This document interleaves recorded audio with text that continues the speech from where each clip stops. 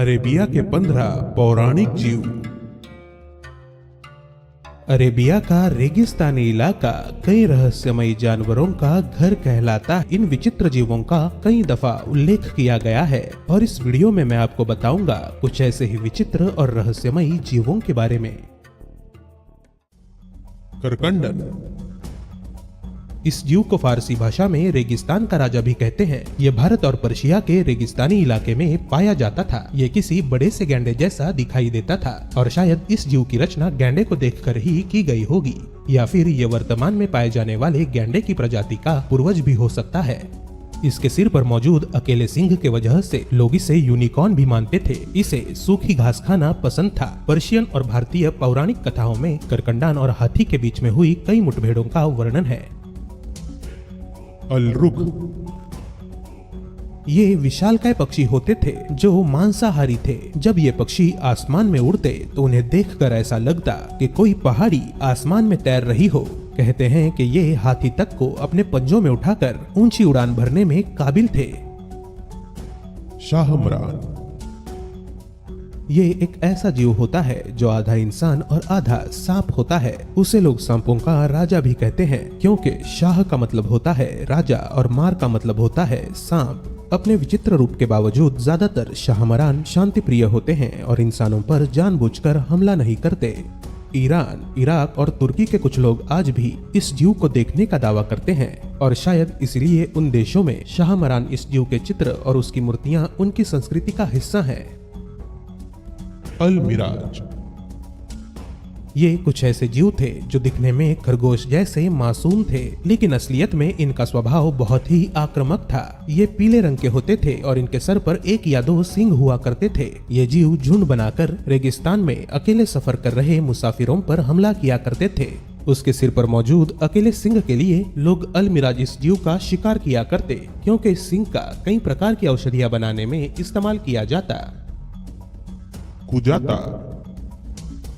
ये अंतरिक्ष का सबसे बड़ा बैल माना जाता है जिसके अनेक सिर और पैर होते हैं। कहते हैं कि इसी के सांस लेने से और सांस छोड़ने से समुद्र में लहरें आती हैं। कुजाता को कुयुबान, कुयुथान और आयरायान भी कहा जाता है। पौराणिक कहानियों के मुताबिक कुजाता नाम का ये भीमकाय बैल सारी धरती का भार अपने कंधों पे उठाकर खड़ा रहता है। सिरानिस। ये एक ऐसा जीव था जो दिखने में भेड़िए जैसा था, लेकिन उसका मुंह बहुत लंबा था जिसमें बांसुरी जैसे छेद थे। इसलिए जब ये जीव लंबी सांस लेकर उसे छोड़ता था तो उससे अनेक प्रकार की अलग अलग आवाजें निकाल सकता था। वो शिकार करते वक्त झाड़ियों में छुपकर इन आवाजों की मदद से अपने शिकार को अपनी तरफ आकर्षित करता था और जैसे ही वो नजदीक आते उन पर हमला कर देता था।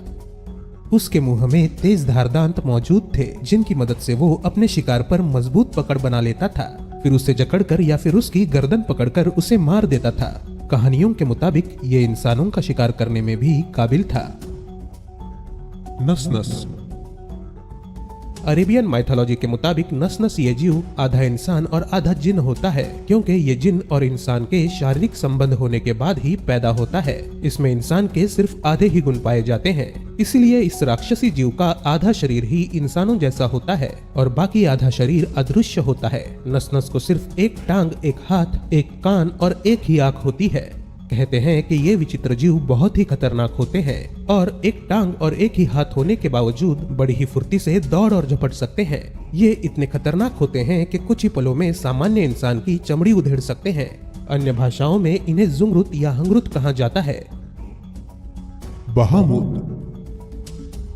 ये बहुत ही बड़ा जीव था जो जमीन और पानी में दिन के अलग अलग वक्त देखा जाता था। ये शाकाहारी जीव इतना विशाल होता था कि सिर्फ अपने शरीर के मदद से ही वो नदी का बहाव रोक या बदल सकता था।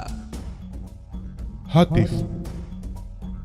ये रूहानी आवाजें होती हैं जो अकेले लोगों को सुनाई देती हैं। अजीब बात यह है कि इस आवाज के स्रोत का कभी पता नहीं चल पाता। इसका लंबी दूरी तक पीछा करने वाला खतरे में पड़ सकता है।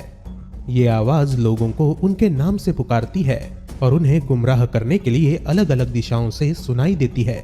कुछ लोगों का ये भी मानना है कि हातिफ जिन की एक किस्म होती है, पर कई अन्य मान्यताओं के मुताबिक हातिफ का कोई शरीर ही नहीं होता। ये बिना जिस्म की सिर्फ आवाजें होती हैं।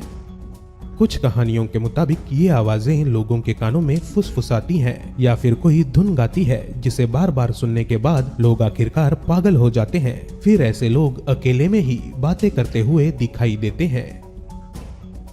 डंडन। ये समंदर के पानी में रहने वाला एक बहुत बड़ा जीव होता है। ये इतना विशाल होता है कि एक बड़े से हाथी को एक ही बार में निगल सकता है। कई कहानियों के मुताबिक ये पुराने समय में समंदर में सफर कर रही छोटी कश्तियों पर हमला किया करता था और कश्ती के साथ ही उसमें बैठे लोगों को चट कर जाता था। उस काल में ये भी माना जाता था कि अगर इस जीव के लीवर से बनाई गई औषधि का सेवन किया जाए तो इंसान पानी के नीचे भी सांस ले सकता है। बुरा। इस जीव को अरेबियन माइथोलॉजी में एक पवित्र जीव माना जाता है। हदीथ के अनुसार इस जीव का काम ये है कि ये ईश्वर दूतों को एक जगह से दूसरी जगह पहुंचाता है। ये जीव हवा में उड़ सकता है, इसलिए पैदल चलने के मुकाबले कोई भी सफर तेजी से तय कर सकता है। कहते हैं कि इसका शरीर कई जानवरों का मिश्रण होता है। उसका सिर इंसान का होता है और धड़ घोड़े का, और बिल्कुल किसी बाज की तरह उसे बड़े बड़े पंख होते हैं जिनकी मदद से वो हवा में उड़ान भरता है। बुराक इस पवित्र जीव का उल्लेख तुर्की, Iran, Bharat, Malaysia, Bangladesh, Indonesia और मोरक्को की पौराणिक कथाओं में मिलता है। फलक।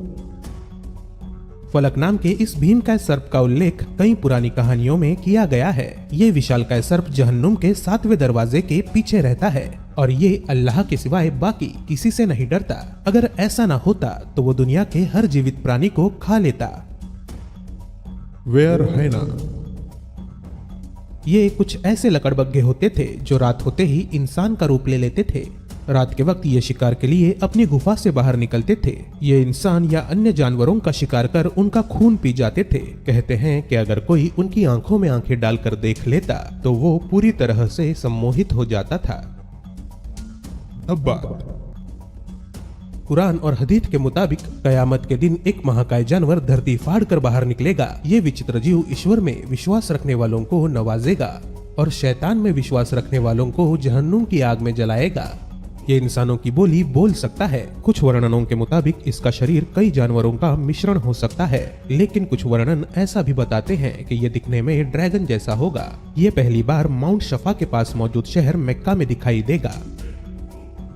जिन्नात। जिन्नात, जिन्हें जिन के नाम से भी जाना जाता है, ये दरअसल कुछ अमानवीय शक्तियाँ होती हैं जो इंसानों को नजर नहीं आती। अल्लाह ने इन्हें बिना धुएं वाली आग से बनाया था। इंसानों की ही तरह इनके कई धर्म और कस्बे होते हैं और इन जिनों में से जो ईश्वर को मानते हैं वो अच्छे जिन कहलाते हैं और जो जिन ईश्वर में विश्वास नहीं करते वो शैतानी जिन कहलाते हैं। इनका सिर्फ एक ही मकसद होता है, इंसान को गुमराह करके उससे बुरे काम करवाना। जिन के पास कई जादुई शक्तियाँ होती हैं, जैसे कि हवा में उड़ना, अदृश्य होना और रूप बदलना। उनमें भविष्य देखने की और विचार पढ़ने की काबिलियत भी होती है। जिन इंसानी शरीर पर हावी हो सकते हैं। अपनी इस काबिलियत का उपयोग अच्छे जिन अच्छे कामों को अंजाम देने के लिए कर सकते हैं, तो दूसरी तरफ बुरे जिन इंसानी शरीर में प्रवेश कर उस इंसान को बीमार कर सकते हैं या फिर उससे बुरे काम करा सकते हैं।